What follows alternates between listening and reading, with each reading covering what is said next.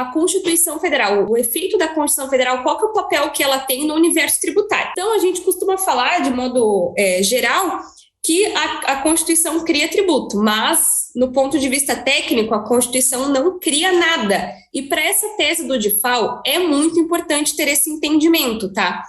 Do ponto de vista técnico, gente, a Constituição ela não vai criar tributo. Ela vai estabelecer uma competência tributária para os estados criarem o tributo. E esse foi um dos pontos principais, porque a questão do diferencial de alíquota foi trazida através de uma emenda constitucional, lá em 2015, começou a produzir efeitos em 2016, trazendo justamente essa possibilidade de repartição de receitas. E um dos argumentos principais para quem defende que o DIFAL pode ser cobrado, na verdade os estados ali, que o estado poderia cobrar o diferencial de alíquotas a partir de 2022, é justamente o fato de que não se criou uma nova espécie tributária, não houve nenhuma modificação. O que houve, na verdade, foi uma repartição de receitas entre o estado de origem e o estado de destino. Lembrando que antes dessa emenda constitucional que trouxe essa possibilidade, essa competência tributária, quando era realizada uma venda via e-commerce interestadual para um não contribuinte, para uma pessoa física, todo o ICMS da operação era recolhido para o estado de origem, tá? Então, se eu estou em Santa Catarina, eu vou vender para São Paulo, o ICMS de 17%, que é a alíquota de Santa Catarina, é recolhida para Santa Catarina e São Paulo não recebia nada ali anterior à emenda constitucional. E aí, o que aconteceu depois disso? Os estados começaram a repartir essa receita do diferencial de alíquotas entre o estado de origem e o estado de destino. Isso vocês já sabem, a gente já falou bastante sobre isso.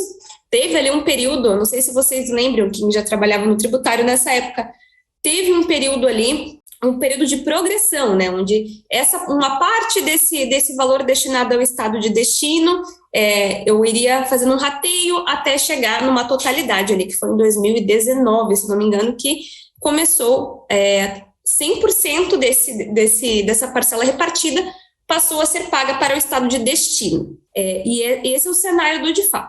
Tá. A Lei Complementar 190, publicada esse ano, trouxe ali no artigo 3º, no último artigo da lei, uma menção ali ao princípio da anterioridade, que quem defende, quem está sob os olhos do Estado, vai interpretar isso, está interpretando esse dispositivo como somente anterioridade da noventena, 90 dias, e não de exercício. Mas todo o parecer aqui que a gente teve do Procurador-Geral da República foi no sentido de que a gente teve uma mudança significativa, sim, do ponto de vista tributário. O que houve? A gente teve uma mudança no sujeito ativo do ICMS, quem está cobrando, né? De quem pode cobrar. Continua sendo o Estado? Continua sendo o Estado.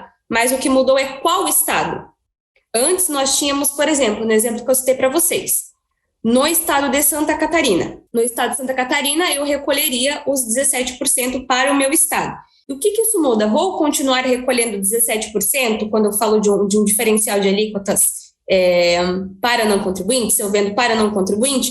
Não sei, depende muito de para qual estado que eu estou vendendo. Por exemplo, no estado do Rio de Janeiro, eu tenho uma alíquota básica de 18%, mais um fundo, ali o Fundo de Combate à Pobreza, FCP, FECEP, tem alguns estados que chamam de FCP, outros de FECEP, enfim, tem vários nomes. Acaba ficando em 20%. Então, se eu vendo para lá, a minha carga tributária final não vai ser 17%, vai ser 20%. Então, entender qual que vai ser a carga tributária, se teve aumento da carga tributária ou não, vai depender de para qual estado que eu estou vendendo. E se eu tenho essa condição, se eu tenho essa variação, eu tenho essa variável, não quer dizer que eu não tenha a mesma carga tributária, quer dizer que eu não estou só dividindo a receita com o estado de destino, não estou dividindo o ICMS, o pagamento do ICMS com o estado de destino.